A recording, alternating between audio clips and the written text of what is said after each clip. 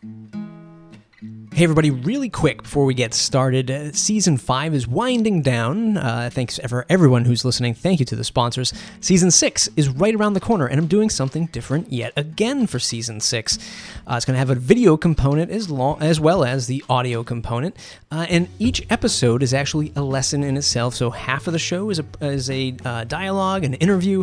The other half of the show, my guest will present slides from a particular lesson that they're really knowledgeable in. How to grow an agency, how to rank a website. We talk to agency owners and SEOers. It's going to be pretty darn awesome, and you're going to learn a whole bunch. Best way to stay connected to that is mattreport.com/subscribe. Join the mailing list. You'll know when it's released. Follow me on Twitter at Matt Medeiros, or if you just want to see all of my ranting and stuff like that on Twitter, you can just follow at Matt Report. It's the sort of cleaner, more filtered version of the stuff that I put out. You can follow us there. That should be sometime in August. Really appreciate it. Looking for sponsors. If you get somebody out there who's willing to sponsor a independent podcast like myself, reach out, mattreport.com/contact. Let's get into today's special episode. Jason, welcome to the program. Hey, thanks for having me. Creator of Weblogs Inc., sold to AOL, early investors in Uber, Thumbtack, created a company called Mahalo and fought Google at every turn and corner. Created another company that I originally found you through is This Week In, the sort of all of the YouTube stuff and live video stuff you were doing. Now you're running Inside.com, news and entertainment delivered via email. I am a huge fan of that as well. You run Launch, Incubator Events, and now you've written the book of angels, as it were. Yes, it's Angel. I like that. Angel, how to invest in technology startups. Timeless advice from an angel investor who turned $100,000 into 100 million buckaroos. Jason, welcome to the program again. Did I miss anything? It's I probably did. Incredibly well. Yeah, it's one of the great things about history is like people only remember the victories if you have them, and then they forget all the losses. But you brought up Mahalo, so that was great. My PTSD started triggering, but it just Mahalo. We basically pivoted into Inside.com. So the story is ended up well, but we're working like dogs to get a return for those Mahalo investors, which I'm always, I never give up. It's one of my it's one of my either charming or stupid qualities, depending on the situation, but I never give up. One of those, and obviously want to talk about the book. I mean, for me, I'm not a super heavy book reader, and I got an early copy. I did a little Jason Calacanis of my own. I just, I contacted your publishers. I sort of worked my way in through the back door, and I said, hey, I'd love to talk to this guy. I definitely want to talk about the book, but real quick, the This Week In network. I mean, God, you had This Week In Web Design, of course, This Week In Startups. You had, I think, This Week In Movies as well. Yeah. Do you think that you were just so early, like the technology wasn't for sure. There? What we did was we tried to do a network of shows, 7 years ago. It was a little experiment. Me and a couple of my friends put $100K in each. We got to the point where it was making some money, and there were two breakout shows, Kevin Pollak's Chat Show and This Week in Startups. And all the other shows, we were trying to groom talent.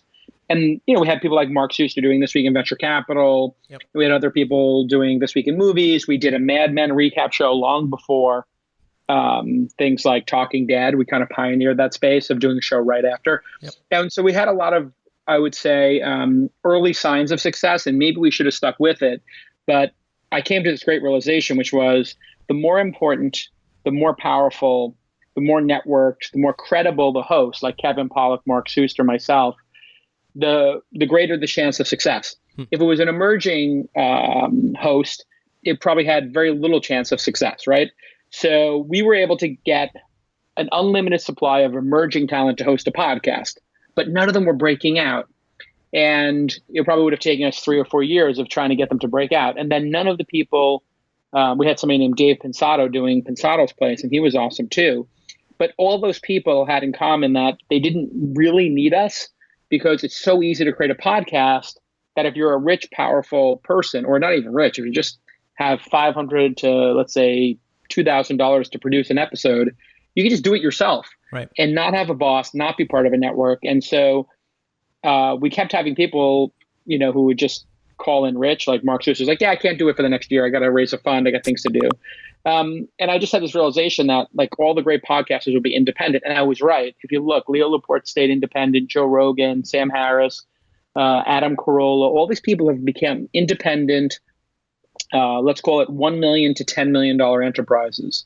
I think probably Leo and Joe Rogan are, above 5 million. Then you have this like, call it $2 to $5 million space like This Week in Startups and maybe Sam Harris and maybe Adam Carolla. In other words, it's enough money for those people to love doing it and not need to have anybody else their boss. So all those people who are trying to make podcasting networks have had a hard go of it. Even Leo, he's got a lot of great shows, but he's had a hard time keeping talent on the network because, they go have a life event, they get married, they go have kids, they want to do something else, right? So it's just hard to be a manager of talent like that. I mean, SiriusXM is doing a good job of it, but they have like this huge bankroll. So I think podcasting is this very unique space because you don't need somebody. If you go down that list, all these like podcasting companies, they don't really, Malcolm Gladwell doesn't need the podcasting company. In other words, he can just do it himself. So if he does it with the podcasting company, it's probably because they're overpaying him. And these shows, these either networks or individual shows if somebody's running, they become massive platforms and catalysts to sell other either goods and services, or maybe even in your world, you get the advertising, you do $1 million a year, you pay your staff, whatever, but it's also, it connects you with so many people at the same time, and it makes you become the authority. My view on podcasting when I heard about it from Dave Weiner and the Podfather, Adam Curry, when they were sort of teaching me about it, I was like, okay, I'm just going to record 2 conversations or lunches I have a week. And then all of a sudden it turned into, we're about to hit 800 episodes for This Week in Startups. So it just turned out to be a networking thing for me. And then all of a sudden it started making money and getting 150,000 downloads an episode. So it's a pretty big audience now. And it's a great way for me to find founders to invest in. And if people are listening to that and they're like, all right, that's it, I'm going to go start my podcast. Folks, it's still a slog. It's still some hard work. It doesn't come that easy. I know. I mean, I'm only at maybe 300 episodes, and man, some days it can be super draining to keep this stuff going. Let's just talk about the book, the structure of this book for a dullard like myself who doesn't like to read. Yeah. It is. I mean, you say in sort of in the winding down chapters that this is the playbook. This is your decade plus of experiences sort of all put into this one book. I love the framework. Is that your idea, or when you get to a publisher, they say, look, it's a complicated topic. We need to sort of piecemeal this for people reading it. It's not all this hoopla and sort of Zen-like stuff. This is the real deal. The pitch was interesting. I've had a very famous book agent for a decade. His name is John Brockman. He does something called edge.org. And he's got Daniel Dennett, Jared Diamond, Sam Harris, Hadmar Vaminsky, just all the greatest authors, out there. And Brian Greene, and then me. And I get all these I would always get these blogging for dummies, podcasting for dummies. Yeah. Search engines for SEO for dummies. They just wanted me to be the dummy author, and it was always cheesy. And so there was a couple of stories about my angel investing. People started to realize, oh, he's hit a unicorn. Oh, he hit a second unicorn. Oh, he hit 3 unicorns. And when that started to get released, the value of the portfolio started to get released. And Wall Street Journal did a story on it. People were pinging the publisher, pinging my agent, saying, "Hey, is he going to write a book?" And I just thought to myself, everybody I meet, the stupider or more inexperienced they are, the greater the chance they've written a book. Right. So people who have no life experience and nothing to share, they write books in order to become subject matter experts. And I just thought, isn't that backwards? Shouldn't the books go to the subject matter experts? And I just thought, what am I a subject matter expert on? I was a good entrepreneur. I'm not an elite great entrepreneur folks I've invested in who've done much better than me. I was a good entrepreneur, but angel investing is something I have, a lot of credibility on since I've done 150 investments now, and now 6 of them have become unicorns. Another company today announced that they raised over $1 billion making metal 3D printers called Desktop Metal, which I was an investor in the first round of funding. Nice. So I was like, this is something I could do. And then I looked at it and I said, how do you frame it? I could make something for angels, but the book is about how wealth is created in the 21st century as opposed to how wealth was created in the 20th century. And that's really what I'm going for. And if you read the book, you realize it's not just for angel investors. It's for anybody who wants to know how money is going to be made in the next century. And money is, and wealth is not created by real estate and being rich dad, smart, poor dad, smart secret millionaire on the block, art of the deal. You're not going to become rich through some deal making or real estate in all likelihood. That dream is over. That was a really good model when the white collar boom was happening. You could get a white collar job, marry somebody with a white collar job, bring peanut butter and jelly to lunch, and then just, don't go out to dinner, take staycations, save, pay down your house. But at that time, when our parents bought their houses, my parents bought their brownstone in Brooklyn for, I think, $45,000. And my mom was making as a nurse $40,000. And my dad was probably making $30,000 as a bartender. So their house was like less than one times their yearly income. Now, if you live in New York, a brownstone's $1 million, and most people are making, let's say they were forget about blue collar, just white collar people. Like they're probably making 100 to 150K each. So let's just call it best case scenario, 300,000 a year. A brownstone in Brooklyn's $1 million or $2 million, depending on where in Brooklyn. So it's, 5 times, 7 times the household income. And forget about Manhattan or other places. So, in San Francisco is an even further joke. So the idea that you would have these two white collar people suffer and then hit this amazing real estate thing, then buy a second home and leverage it into a second home is kind of laughable. Yeah. And also people are graduating with what? At the same time, people's debt is growing. So the educational debt, people are coming out of school with 50, 100K each. So they have household debt of 150,000. Then what happens? Boom. You have that $150,000 in debt. You're not paying for your mortgage until you're 35. Right. In this book, I explain, hey, if you can get on cap tables of high growth companies, specifically in Silicon Valley, because the hit rate there is so much better and the numbers are just, a zero or two from any other market in terms of the scale of these companies, you could really hit a home run and move from poor to rich, from middle class to rich, from rich to ultra rich. And that's really what I was trying to do there. And my hope is that, if 100,000 people buy the book and 5 or 10% of them start angel investing, maybe 1,000 of them have this incredible, or 100 of them have this incredible result. And if the other ones just, are plus or minus 50% on their money, that's a fine outcome too. Yeah. But it really is something that it is angel investing is something that's becoming something that a lot more people can do. Yeah, and I want to talk about that, but I also looked at this book for the folks who are listening, the WordPress product companies, hosting companies, people who are doing upwards of maybe $1 million a year selling WordPress plugins. This is a great book to reverse engineer these frameworks, right? How does Jason go to look for founders? Now, these founders out there, pick up the book just because now you can reverse engineer that, and it's structured so damn well that you just go zero in right on the part where Jason's negotiating or setting up the interviews. It's exactly correct. That is a very astute point. There's actually a chapter in there for founders where I just say, like, if you're a founder and you bought this book to game the system, congratulations, you smart, right. You smart mother effers. Like, right. I salute you. And then here's what you need to know about what angels are going through and how they make their decisions, because they're human beings too who are trying to figure this out. And you're not trying to game them. What you want is to have, to really be in sync. And for the people making $1 million a year, like, they could either become angel investors or they could actually read the book and understand, hey, this is what venture capitalists and angel investors are looking to do. Right. How do you accelerate $1 million, that wedge strategy of doing templates and, being a single person who makes $1 million a year, and one person with a couple of freelancers makes $1 million, and how do you add a zero to that revenue or 2 zeros? And I think if you read the book, you'll have an idea of how things like that can scale. So a little bit on that point. So a lot of folks who do this, who are doing the WordPress thing, and they're selling some digital products. A lot of them are developers, right? They started coding in the basement, they upgraded to coding in the garage, and now they're in a co-working space, coding at the co-working space. They're not sort of the marketing type or the entrepreneurial type in the sense of I want to scale this thing, but what can be said about, at least talking to maybe an angel investor? Are there some benefits to taking? A lot of these folks are just sort of gun shy for taking money. Are there some benefits to it that you could sort of peg off for people who might be afraid?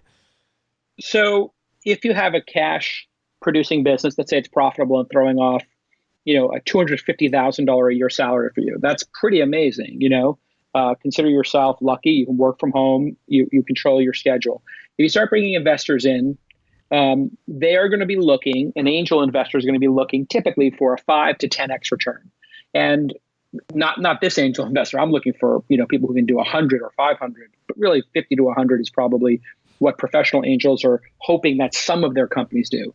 So, a regular angel might be looking for 5 or 10 times their money in 7 years. Venture capitalists are trying to invest millions of dollars and maybe do 10x as well, with an outside chance of 100 or 200x. So you know that about them, and you are kind of lighting a fuse or hitting a starter pistol when you do take that money. So it's a very astute observation. Your life is going to change. You're going to have to send updates to them. They're going to have questions. They're going to give you money, but they're also, hopefully, if they're connected, going to give you credibility and resources and help you strategize about how to add that zero to your revenue, so that everybody involved, all stakeholders, your customers, your partners, your employees, yourself as the founder, and the investors win. And you want to, that's what the cap table is all about, the capitalization table. So you'll have to create a cap table, sell them some shares, give your employees some shares, and say, hey, we're all going to go on this journey. The company has $1 million in revenue. We value it at $5 million. There's 5 million shares in the company. They're all worth $1. The investor just put in $500,000. They bought 10% of the company. They gave us $500,000. Let's deploy that $500,000 intelligently. We'll hire, 5 salespeople and give them $50,000 plus commission, and hire 2 more developers. Now we got 7 people cranking. And what the people who are your grinders in your audience, the people who know how to grind out and make a real business that people find value from, they typically have the great product sense and the great customer sense, but they don't have the scale sense, right?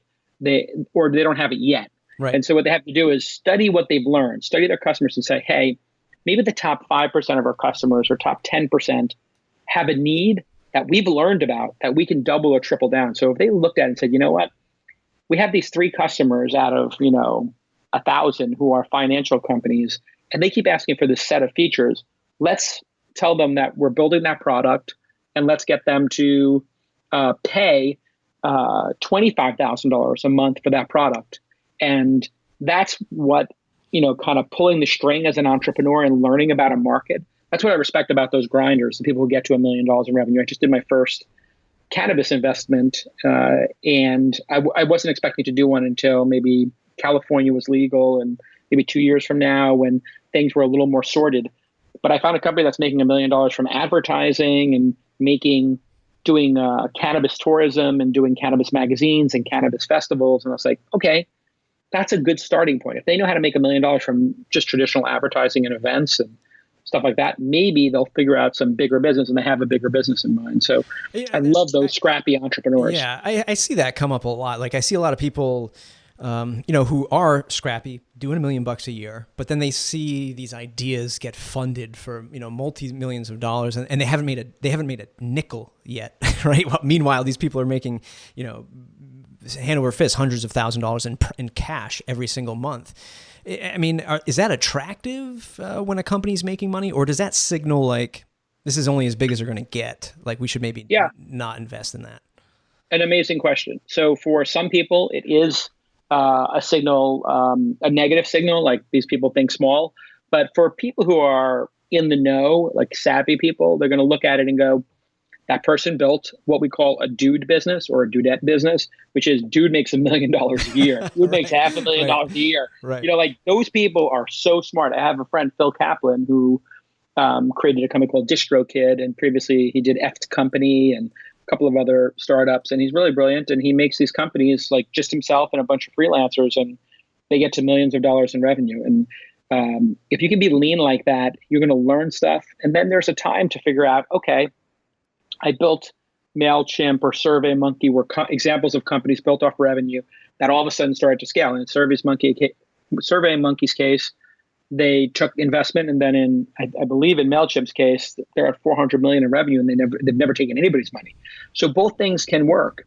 And if you want to work with a group of elite investors, when you come with that $1 million and explain your vision, say, listen, we made $1 million. It was quite nice. We could grow this business 20% a year for the next 10 years, and we'll make $10 million. That's awesome. We want to build $1 billion company. Here's the $1 billion opportunity. And here's why we need $1.5 million for 15% of the company. And we're going to build it from here to hit these goals. That seems pretty credible to me. If it hasn't grown for 5 years and it's just slowly growing, and you say, we're going to make this business accelerate, you have to have a good story, right? So why hasn't it grown faster? And it might be that you just never had outbound sales. And you add an outbound sales team and everything changes. So they would want you to test that theory and probably give you $500K to test it. But most people don't take enough risk. So of that group of people who are making that $1 million a year, $500,000 a year, what they don't realize is they're so concerned to protect the nest egg. Right. And their upper middle class lifestyle, or let's say, affluent lifestyle, maybe not rich, they can stop working, but they kind of have a nice place in life. They don't want to risk it, which I understand. But what you have to also realize is if you don't risk it now, there's no chance of outside success. And if you go for an outside success and it fails, and you've built $1 million business before, you're going to be able to build another $1 million one. Yeah. So it's kind of like, there's this kid who climbs Yosemite and other mountains without a rope, and nobody can. Alex Honnold or whatever his name is. It's just like you watch these videos and you're like, my God, please don't do that. And I don't recommend people climb mountains without ropes. But if you're climbing the startup mountain and you fall, it gives you more credibility, and you just get to start over at the bottom of the mountain again. Yeah. You don't die. So people have this idea that if you fail in your startup, you're dead. No, you're more credible. You've learned something, and you get to play. You put another quarter in the machine. You get to play the video game again. Yeah, absolutely. I mean, that's obviously well said. I want to circle. Take more risk. Yeah, and on that note, you mentioned something earlier about they understand the scrappiness of creating the product, understanding the customer, and the love of building a business. Right? That's why they did it, but they don't understand the scale factor. Is that where you would argue a good angel would come in and say, no pun intended, I guess, but come in and say, hey, look, we're going to bless you with maybe point you in the right direction for a advisor, or building an advisory council or something like that. Does a good angel do that for their entrepreneurs, or do you try to stay hands off and not really, push them in a particular direction? It depends on what the founder wants. So if the founder wants me involved, I get involved. If the founder doesn't need my help, I get less involved. I like to get a monthly update from the founder because it creates discipline with them to write the update. It takes them an hour to write the update, share the key metrics of the business, talk about the challenges, talk about the wins, talk about the losses, and how we might be able to help. If you have that discipline where you have your metrics dialed in and you write that update and you send it to 10 investors and say your management team, you can have a really open dialogue. And the companies that do that go a lot further because they maybe create a plan. And if you have a plan, to be successful and you execute the plan, you will be more successful. Now, you might not succeed, but you will definitely be more successful. Right. So people who decide, I'm going to create a 2-year plan to grow my business from 1 million to in year 1 to 3 million. And in year 2, I'm going to go from 3 million to 9. If they don't succeed at the plan and they hit 2 and 6, they will probably be further along than people without a plan. So I'm a big fan of planning and, having people involved and talking about the strategy and paying attention to the data and the metrics. The great companies do that. So I think you mentioned on a recent episode of your show that the folks who are just shyish of saying, I'm not going to give you that weekly or monthly update is sort of an indication to you that they're not taking their job seriously, or they might not be taking your relationship with handing them some cash seriously in that regard. Yeah, for sure. And we definitely like to find people who are just serious about the business and want to do the business right. So I think if you're going to take angels, you can look at, especially if you're in that zone of 500,000 to 1 million, a simple email to 10 different, angels saying, I have a business called blank. We make money by doing blank for blank. Here's a revenue chart, quarterly, monthly, weekly, whatever. And here's a link to our product demo. Like literally that's what, less than 5 sentences. Right. You all of a sudden get this massive, we click on the links and we go check it out and then we're going to take the meeting. Most people write their life story and what they plan on doing. The talkers, the tourists. What I love about your audience is they're not talkers and tourists. They're people who've actually built real businesses and they just maybe haven't built a business that is designed to be $1 billion business. But if you can build $1 million business, truth be told, you can build a $10 million business. Now, if you have built $1 million business, I don't know if that means you can build a $100 million one. Right. But if you build $1 million, you can definitely get to 10. And if you get to 10, you've got a business that's going to be worth 5 to 20 times that number. And you can build a team around you of investors who can tell you what people you need on your team to hit that next milestone. That's the trick. You're bringing these people in, they're vested. And now you have 5 people working towards your success who have skills that you don't have, right? And again, why take the downside risk of, why fear the downside risk when there is none? It's not life or death, and people have a life or death approach where they just don't take enough risk. I believe in my heart, people don't take enough risk. It's funny you say that, because I'm a mentor in an accelerator program out here on the East Coast, and a lot of these folks coming in, and it's sort of like a sustainable accelerator. So businesses that are going to help the local community, drive jobs, that kind of thing. Nothing like in the tech sector, although some come through the tech sector. So many people starting companies now. They feel like it's life or death, right? And some of them are trying to do it because they're jaded from, the Shark Tank shows that are out there, right? They think like, all I have to do is get to this and I'm going to win $1 million, right? They think of it like a game show, I guess. And it's sort of not the case. But also, look, you can get up the next day. You can start another business, get another job or something like that, and take another swing at it, I guess. It's correct. And Shark Tank's an amazing show for inspiring people to get involved. It has put in people's mind that money, in some cases, is like the reward. That's the prize. When in fact, that's the starter pistol, as we talked about earlier. Right. That just means, okay, now you've deployed it, and those people want you to return. It's an investment, which means they want a return on capital. So yeah, I think it's been great that so many people are inspired to start companies, but finishing is important. As an investor, this is an inside baseball question for the direct folks in the audience. We're all using WordPress. It's all open source. Does that scare you as an investor? Do you not touch open source? Do you know investors that do and don't? That might be for some guidance for folks listening. It is amazing. Everybody wants to do open source based startups. So they saw what happened with WordPress.org. Right. And I've got the name of the other CMS, but the Boston company that now. Acquia, Drupal. Yeah, Drupal. Yep. Yeah. So these companies are real and they make a ton of money. And I think Android has put to bed anybody's fear that like you can't do an open source thing and also control it. Right. So, Google's done a pretty good job of having their cake and eating it too, haven't they? Yeah. They have like Android and they figured it out. And Tesla's doing open source, I think, even with their chargers coming up, right? They want to open source their charging stations so other manufacturers can build them. Yeah, I think they what everybody realizes is like, at a certain point, you pick where you want to make your money and make your company defensible. And so, for Google, everything is open source except for their algorithm and their search engine. You can't figure out, that's a black box, right? But they'll open source everything else to kill their competitors. And then, Facebook is like, yeah, we're not going to we'll make our hardware platform open source and we'll have everybody working on grinding the hardware costs down. But we're sure we're not going to make our ad network or a social graph. That's not going to be available. It'll be lightly available in the API. If you get any kind of traction in the API that gets people to leave Facebook, we're going to turn you off, right? Like the API for Facebook says the API is not designed for people to make people leave Facebook. Right. So if you use the API thinking you're going to bring people to your platform, the second you get traction, they just say you're breaking the terms of service. Yeah. Yep.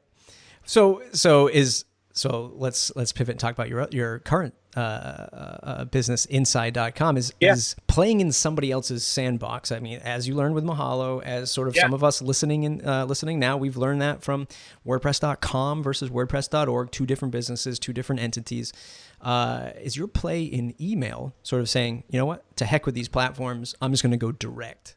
Exactly, you couldn't be more right. Okay. After years of being frustrated by, Google was a big partner of ours. I was in their first quarterly report for Weblogs Inc., was the partner that they shared that was making money off of advertising. We were making over $2,000 a day. We were like the first $1 million independent company partner. So they used us as a case study, Weblogs Inc. and Gadget, and they used New York Times. And I had this great 10-year relationship. I knew the founders of the company. I knew everybody there. And then they just decided to like go ham on us and all the other content sites and destroy us. And then when I called them, I couldn't get my phone calls returned. And I was like, we're partners. And then Matt Cutts like, we don't have partners and you don't have a penalty against you. I'm like, 90% of our traffic's gone. And here's 1,000 emails with your team talking about how great our partnership is. He's like, and so they basically lied. And you can see them getting dinged. They just got a $2.7 billion fine in the EU just on comparison shopping. So they're going to get dinged for local. They're going to get dinged for all these other things as well. They really use their monopolistic position to hurt the companies in their ecosystem, which I understand. I wouldn't have done it that way. They were loved originally by partners. What they should have done is just given us a licensing fee for our content and said, hey, if we put your content on the one box or whatever, we're just going to give you 10 cents a CPM. And all of a sudden Yelp would have been getting, $1 million a month check, and everybody would have been happy, and Google would have been making 100 million off of ads. But Right. there was a way for them to do it, and I think they probably regret it now, and they're probably trying to fix it, or they're laughing all the way to the bank. It doesn't matter. I feel like they're doing it again with YouTube content, and sort of just changing the rules. Yeah, sucking the life out of ad revenue. Yeah.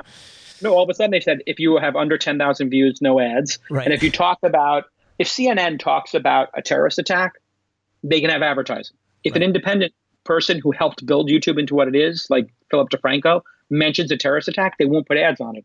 Right. So Philip went crazy on them. He's like, wait a second, I helped build this platform and now you're changing it. So Philip's leaving the platform. I saw that coming. I left the platform. Yep. And so email is one of these great things. So you can go direct and you can make money directly from consumers. So not even having to rely on advertising. So now we're going and saying to our customers, hey, pay for the content. We'll give you some extra content if you pay. And if you want free, you get, whatever it's going to be, 20% or 60% of the content for free. And some percentage, 50-50, we're not sure yet, 60-40 will be for the paid people and for people who contribute. And we did it with Launch Ticker, our first email newsletter. And of the 27,000 people, we have over 1,000 paying, so about 4%. If I can replicate that with the 200,000 subscribers on Inside.com's 26 newsletters, we'll have a great business. We'll have 8,000 paid subscribers. We'll be making $1 million a year. That pays for a lot of journalists, right? And you have 20 journalists working from home for that. So I'm really interested in owning a deep, direct relationship. And now if you think about it, Gmail is even trying to... Oh, yeah, that's going to be my next question. ...screw that up with their tabs, right? And putting you in their thing. But it's so hard for them to do.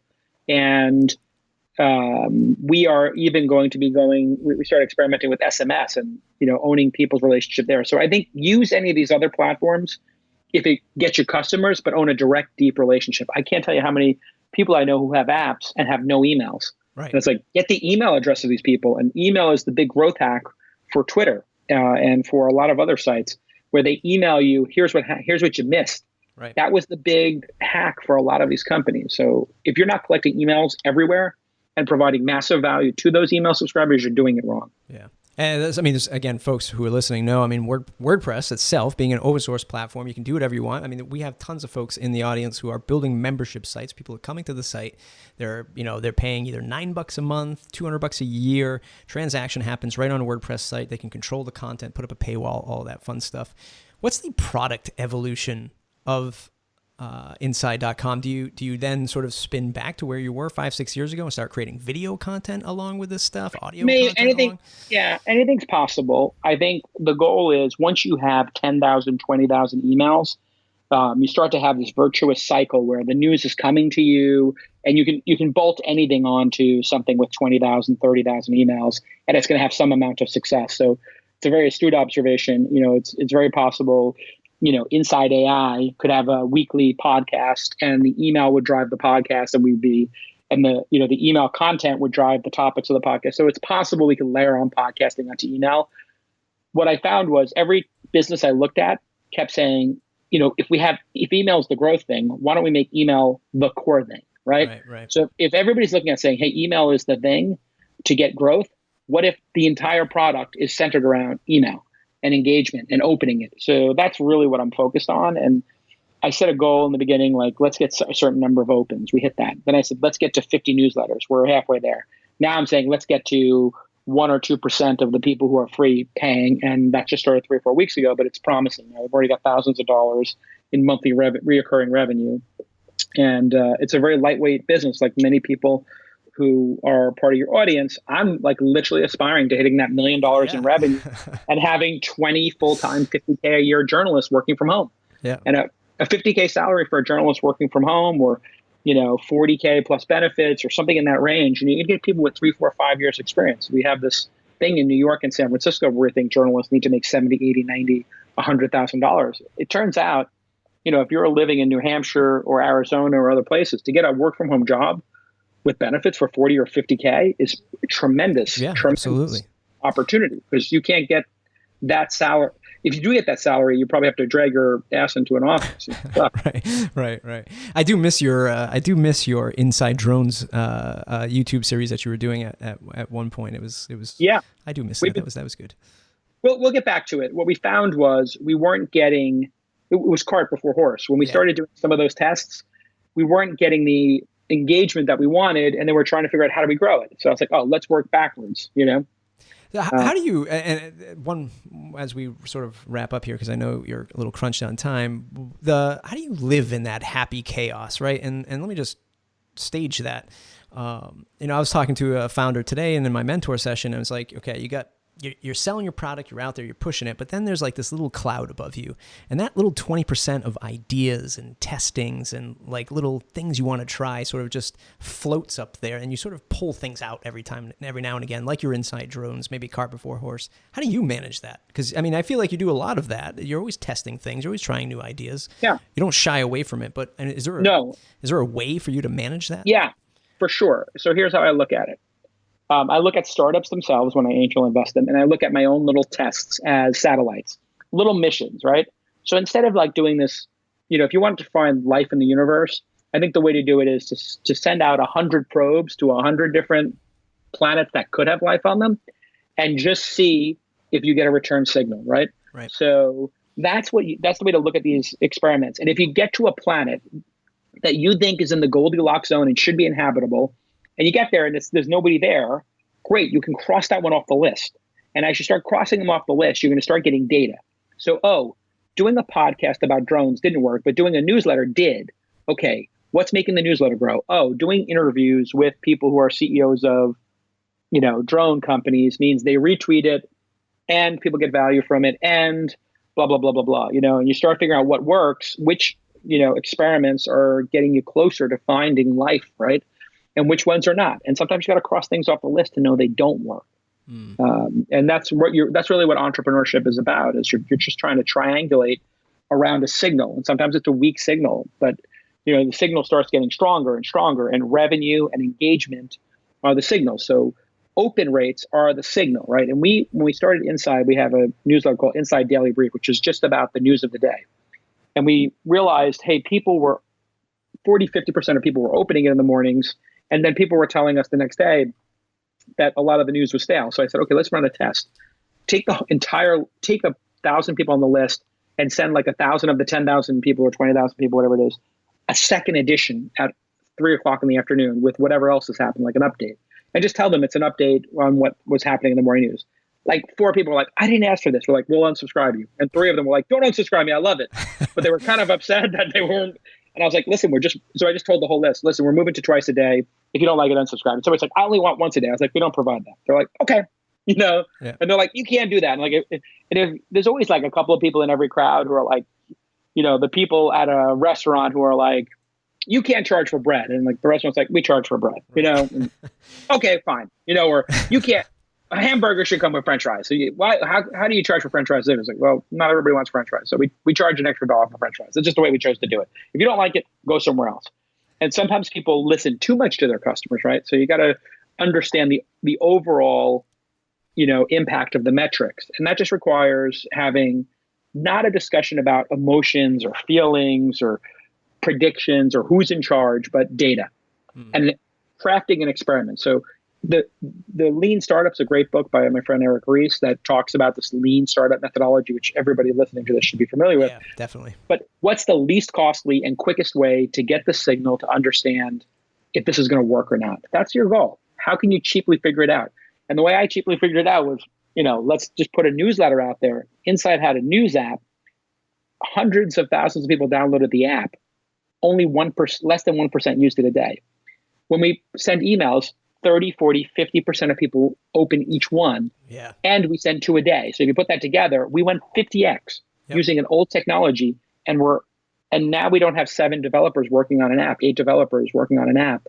The whole app team was maybe 8 people, very highly paid people. Right. We can redeploy those 8 people's salaries and hire a dozen journalists and get further. And that's no dig to it just turned out that news apps didn't work. I mean, I was an investor in Circa and a bunch of other news apps I loved and used, and nobody made a news app that's worked. Right. It just doesn't work. People forget they have it. Yeah. And I remember when you launched that, and I was like, oh man, I don't know if I'm going to be using this app all the time. And I installed it. But then when you pivoted to the straight up email, I was like, yes, this is because this is all I swear to God, this is not just because you're on my show and because, I'm a super fan, but it's like, it's the only place I read news now. Like I don't go into Facebook and even dare click on an article. One, because I don't want to get retargeted. Two, I don't want to see all the bullshit comments that people have to say about stuff. I just want to see the news headlines, get the synopsis, and then click on it if I so desire. And I think Inside really hits the mark on that. Thank you. Oh man. So one last follow up on that. Ad free and just go membership monetization model moving forward, or maybe probably a combination. So in the free ones, we'll probably have we'll have free ones and you can rock out with the free one and there's a little bit of advertising in it. And then we'll have this base of users who pays. Yep. One of the things we're experimenting with is just, letting people turn off the ads. So in Launch Ticker, we let the 1,000 people turn off the ads. And I think 10 of them or 20 of them took the time to do it. So you can turn the ads off technically by just clicking a button in your profile settings. And it turns out nobody does. People like to see the ads if they're targeted.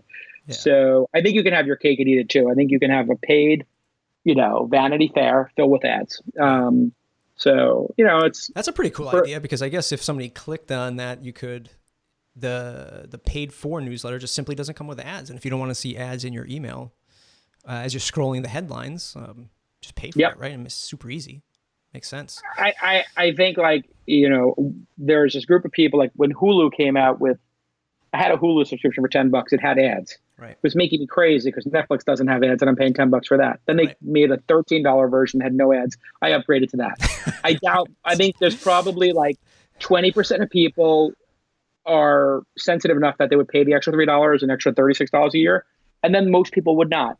So in this day and age, I don't know you have to choose. I think it would be brilliant for Netflix to have a, version where today, this Saturday, Mercedes is making Netflix free and you can watch Orange is the New Black and all the original shows are free this Saturday, brought to you by Mercedes. And you have to watch a Mercedes ad at the beginning and take a survey at the end. And Mercedes could just make, a Saturday Mercedes Day on Netflix, and Netflix gets all these people to download and sample the shows. And they give them, $10 million or $5 million for doing it. Like just do one day a month where Netflix is free. Right. Yeah. It'd be great onboarding. Yeah, no, absolutely. Jason, I can't thank you enough for taking the time to do this. Sure. Look, Thanks for reading the book. Yeah, no problem. I appreciate it. You were like, I was like, oh, you send the book to a lot of people and they're like, yeah, what did you like about the book? You actually had like specific moments in the book. You actually read it. Yeah. So I really appreciate that. I actually thought you were going to say, how did this schmuck get the book? No, listen, I'm only a 10-minute flight away from Nantucket. So whenever you want to have a beer the next time you're in town, you let me know. Oh my God. So you're on the Cape somewhere? Or yeah, I'm Dartmouth, Mass. So it's just, I hop over to New Bedford, hop on the airline. It's about 10, 15 minutes in air. It's beautiful. That place. Yeah. Yeah. No. Be careful. Yeah. Where can folks find you on the web to say thanks? Oh, well, Twitter. My Twitter handle is Jason, Jason. Same with my Instagram. And if you want to check out inside.com, take a look. Angel, the book, is in stores now. And if you tweet me your receipt, I will give you a unicorn number and a name. That is hilarious, by the way. It's pretty hilarious. Yeah, like 300 people have done it. So we give them a unicorn name and a unicorn number. So you count up. We're going to do 1,000 unicorn names for the people who tweet, the first 1,000 people to tweet their receipts. And we're 300 in, so that's good. Go grab the book, folks. Even if you're not considering angel investment, it's an amazing book to reverse engineer, to find those angel investors out there, and get that money into your business. Try to scale. Stop being the developer in the basement, or be the developer in the basement if you want. But just add a zero. Just add a zero. Just add a zero. That's what I always tell my founders. Like, just add a zero. Then they add the zero. I said, okay, let's add one more. And we're done. That's awesome stuff. It's mattreport.com, mattreport.com/subscribe to join the mailing list. Thanks, everybody. Thanks, Matt.